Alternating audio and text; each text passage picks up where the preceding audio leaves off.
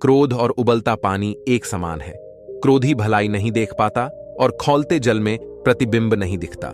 क्रोध को जीतने के लिए मौन सबसे बड़ा शस्त्र है। क्रोध एक बहुत बड़ा अवगुण है जो इंसान की कामयाबी में बाधक बनता है। आइए जानते हैं इस कहानी के माध्यम से। वीडियो को अंत तक जरूर देखना। इस वीडियो से आप बहुत कुछ सीखने वाले हो। आइए शुरू करते हैं। एक दिन भगवान गौतम बुद्ध अपने शिष्यों को उपदेश दे रहे थे। तब उन्होंने अपने शिष्यों से कहा, क्रोध यानी गुस्सा इंसान का सबसे बड़ा शत्रु है। गुस्सा करने वाला इंसान स्वयं को तो हानि पहुंचाता ही है, साथ ही दूसरे लोगों को भी वह हानि पहुंचाता है। मतलब वह बदले की आग में जलता है और अपनी जिंदगी को बर्बाद करता है। उनके उपदेश खत्म हो जाने के बाद उनके शिष्यों में से एक शिष्य खड़ा हुआ और गौतम बुद्ध से बोला, तुम एक ढोंगी बाबा हो। तुम्हारी बातें इंसानों के रहन सहन से विपरीत है।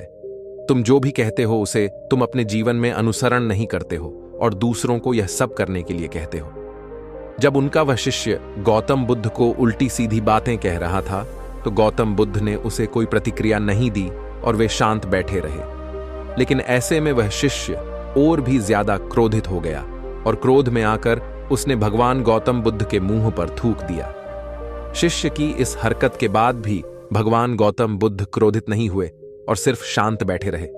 उन्होंने अपने चेहरे से थूक को पोंछा और वहीं चुपचाप बैठ गए।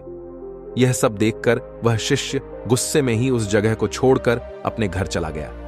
जब दूसरे दिन वह शिष्य अपने घर पहुंचा तब तक उसका गुस्सा शांत हो चुका था।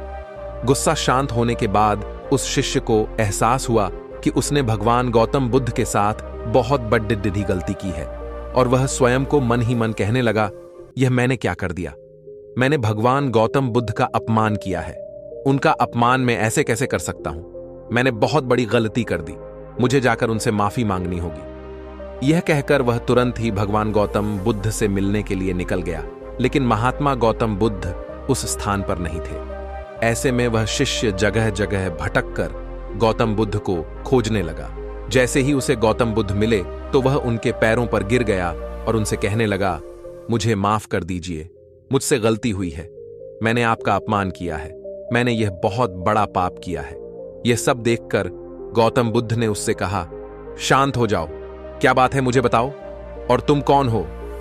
गौतम बुद्ध के यह पूछने पर वह शिष्य चौंक गया और सोचने लगा कि भगवान गौतम बुद्ध मुझे कैसे भूल सकते हैं? मैंने तो इनका अपमान किया था। यह सोचकर उसने भगवान गौतम बुद्ध से पूछा, मैं वही शिष्य हूं जिसने कल आपका अपमान किया था और आप इतनी जल्दी मुझे भूल गए?